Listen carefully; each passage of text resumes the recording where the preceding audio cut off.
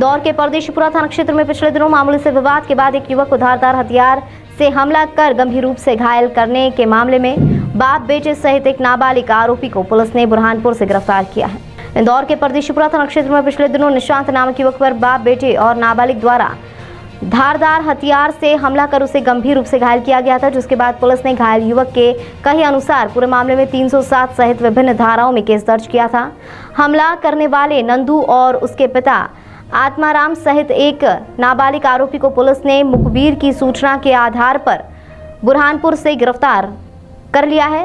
दरअसल यह मामला केवल साउंड सिस्टम बजाने को लेकर हुआ था और उसी के बाद विवाद इतना बढ़ा कि दोनों ही पक्ष आमने सामने हो गए थे। फिलहाल पुलिस ने मामले में उपयोग धारदार हथियार भी बरामद किए हैं।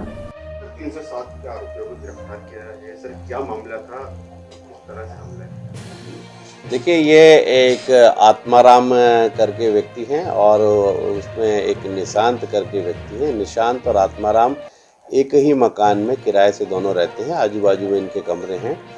और ये परसों देर रात की बात है। ये निशांत अपने बच्चों को मोबाइल पर गाने चलाकर और खुद इंटरटेन हो रहा था, बच्चों को भी डांस वांस करा रहा था।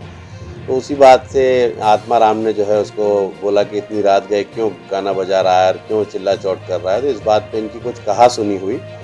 उसी समय आत्माराम ने अपने बेटे नंदू को फ़ोन करके बुलाया कि ये मुझे परेशान कर रहा है, मेरे से लड़ रहा है, झगड़ रहा है। तो नंदू अपने एक और साथी के साथ वहाँ पहुँचा और फिर उसने निशांत से बात की और फिर उसी दौरान उनकी लड़ाई झगड़ा हुआ। तो मारपीट करने के बाद इसने निशांत को नंदू ने एक चाकू मार दिया जो उसके पेट में लगा। तो ये इसको तत्काल अस्पताल लेकर गए।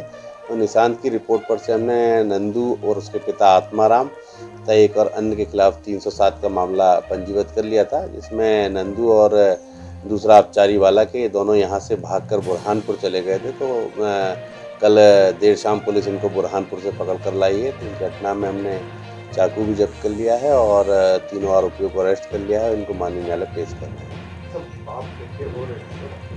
हाँ, एक बाप है उसमें आत्माराम और बेटा नंदू है और तीसरा एक अन्य लड़का है नंदू का साथी और वो नाबालिग है, अपचारी वाला। घायल की हालत खतरे से बाहर है, ठीक है। अभी भी वो SNG हॉस्पिटल में एडमिट है और उसको आउट ऑफ डेंजर है वो, और मामले में हम अब अग्रिम अनुसंधान कर रहे हैं।